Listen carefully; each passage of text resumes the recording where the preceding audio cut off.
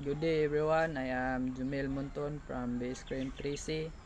Today I'm going to discuss the parts and function of Lafayette polygraph machine.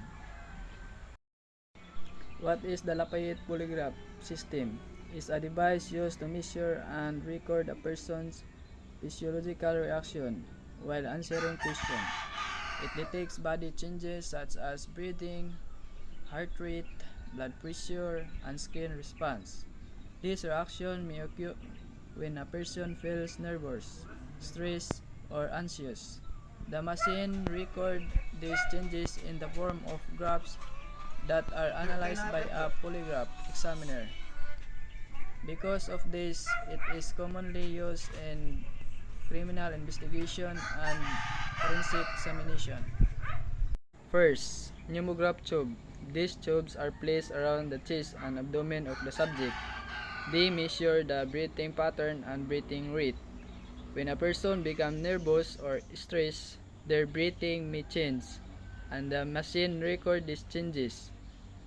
The pneumograph tube are important because breathing is one of the most noticeable reactions when a person feels pressure or anxiety. Some people may breathe faster, slower, or irregularly when they feel uncomfortable during questioning. The polygraph machine records these patterns so the examiner can observe any significant changes. Second, cardiosphygmograph or blood pressure cuff. This part is attached to the arm like a regular blood pressure monitor. It measures the heart rate and blood pressure of the person being tested. Stress or anxiety can cause an increase in heart rate and blood pressure, which the machine records. This part is important because emotional tension often affects the cardiovascular system. When a person becomes nervous, the heart may beat faster and blood pressure may increase. These reactions are recorded throughout the test and display in the polygraph charts for further analysis. The third one, galvanic skin response sensor or GSR. These sensors are attached to the fingers of the subject. They measure the electrical activity of the skin, which changes when a person sweats due to nervousness or emotional stress. The GSR sensor is very sensitive because even small amounts of sweat can change the electrical conductivity of the skin. When a person feels nervous or emotional, affected by a question, the sweat glands become more active.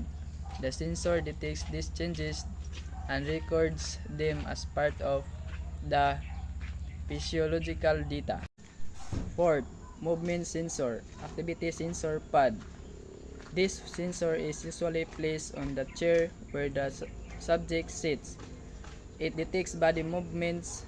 It helps the examiner know if the person is trying to manipulate the test by moving or controlling their body responses. The movement sensor helps maintain the accuracy of the polygraph test. Some individuals may attempt to influence the results by shifting their body, tightening muscles, or making small movements.